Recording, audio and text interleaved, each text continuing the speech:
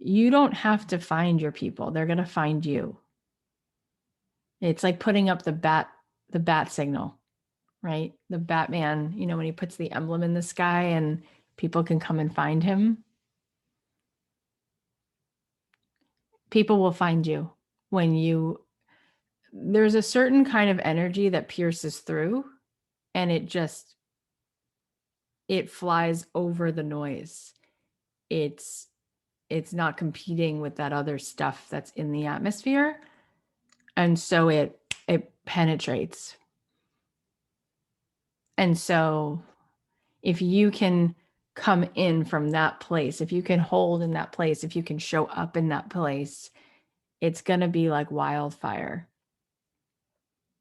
So what will it mean you have to surrender in order to receive like this?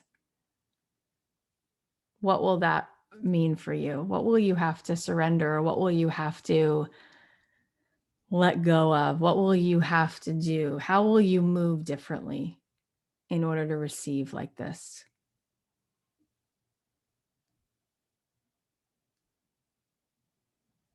Surrender the comfort of playing small. And like, is it really comfortable to play small, or is it really uncomfortable? It's really uncomfortable.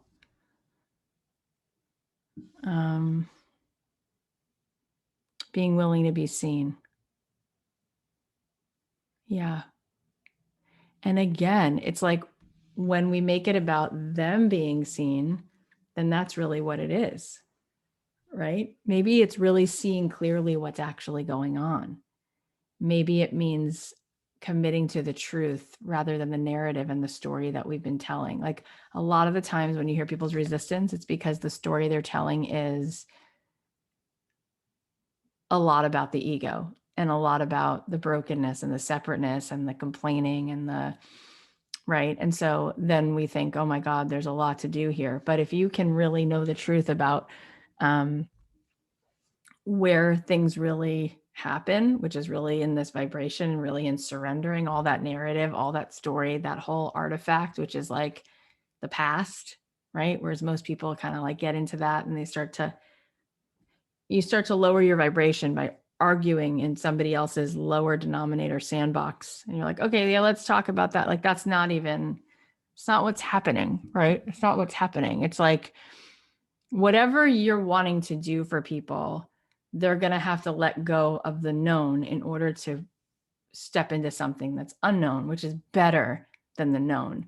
Like everybody I meet at every single moment wants something greater, wants a feeling of expansion. Still, from wherever they are, they want expansion, they want transcendence. That means they're going to have to let go of something that really just boils down to protection.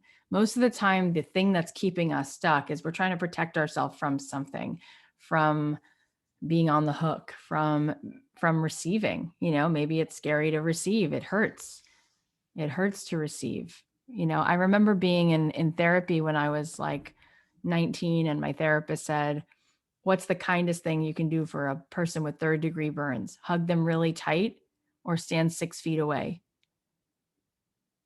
Stand 6 feet away. It hurts to be held really tight.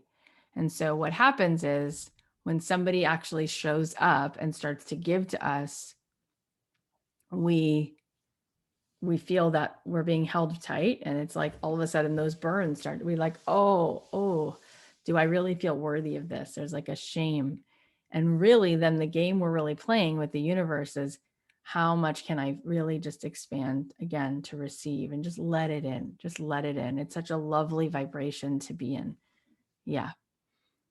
And you're starting to get it. Like you're starting to really get it. And I'm telling you, the more you get it in here, the more you embody it and you hold it in here, it's just going to make everything you're doing so powerful and so easy. And it doesn't really matter what the offer is, because you're never selling price, and you're really never selling the offer anyway. You're selling the vibration, you're selling the resonance. That's what you're selling.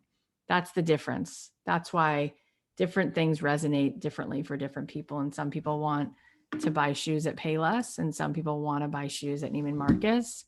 It's just a different energy. They want a different experience, and they don't really need you to go into the details of the value, because it's so obvious that the energy is just really different, and that's the energy they're looking for today.